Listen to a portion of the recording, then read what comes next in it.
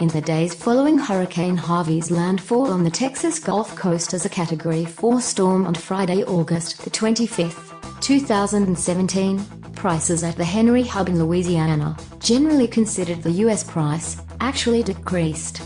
Prices at the U.S. benchmark Henry Hub in Louisiana had averaged $2.93/million British thermal units in the week prior to landfall, the same as the average price on the day of landfall. Prices at the Houston Ship Channel, a key regional trading hub for natural gas, originally decreased with the Henry Hub price before increasing to 2% above the August 25th trading price 5 days after landfall, only to drop by about 3% after 10 days. As recently as 2001, natural gas production from the federal Gulf of Mexico contributed more than 25% of the U.S. total.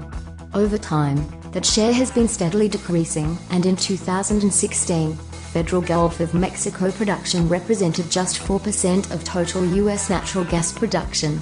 As more volumes of natural gas are produced from onshore shale resources typically outside hurricane-prone zones, natural gas production that is disrupted because of hurricanes is lower, and the impact on the U.S. natural gas market is less severe.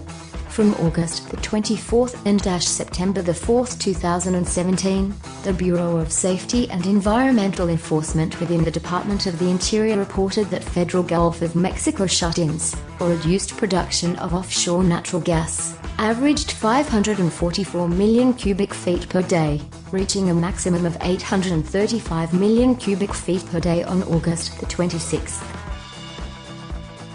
Hurricane Harvey mostly affected onshore natural gas production in the Eagle Ford shale play in South Texas.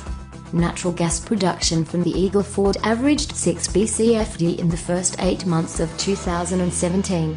Average Texas Gulf Coast onshore production between August the 25th and September the 2nd, 2017, including production from the Eagle Ford, was 80% lower than in the week prior to Hurricane Harvey making landfall based on limited sample data from Standard & Poor's Global Platts's Southeast Gulf/Texas Observer. Production returned to typical levels by September the 6th. Regional demand for natural gas decreases with power outages and lower temperatures.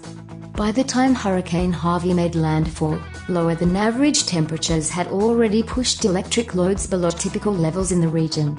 In the days following the storm, a combination of outages and decreasing temperatures caused hourly loads to decrease below the previous 5-year lows in Texas's most affected coast, South Central, South, and North Central weather zones. Into the Ikat Coast weather zone, where Houston is located and where the hurricane affected the most people, loads decreased by as much as half on days following the hurricane. As Hurricane Harvey made landfall, natural gas consumption for electric power generation in Texas decreased below 2011 N-15 loss.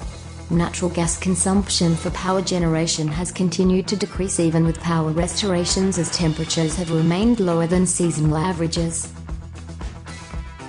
Natural gas demand in the industrial sector in Texas was affected, as well. As of August the 25th, several natural gas processing plants and other industrial consumers were shut down by their operators, though they resumed operations last week. U.S. exports of natural gas were disrupted by Hurricane Harvey. On August the 28th, 2017, the U.S. Coast Guard closed several regional ports because of the storm. For days after, no liquefied natural gas tankers departed from the Sabine Pass in Louisiana. On September the 6th, one vessel with a carrying capacity of 3.8 billion cubic feet was being loaded, while 6 other vessels were near the port waiting for a loading window. Pipeline flows from Texas to Mexico decreased more than 60% compared to the prior week on the day Hurricane Harvey made landfall, according to Standard & Poor's Global Platts. At least part of this decrease was because 2 compressor stations shut down on the Tennessee gas line in South Texas as employees were evacuated, according to Bloomberg. As of September the 11th, pipeline flows had returned to pre-hurricane levels. To get faster updates and the latest news from the oil and gas industry, please subscribe to the YouTube new video channel and connect with us on Facebook, Twitter or LinkedIn.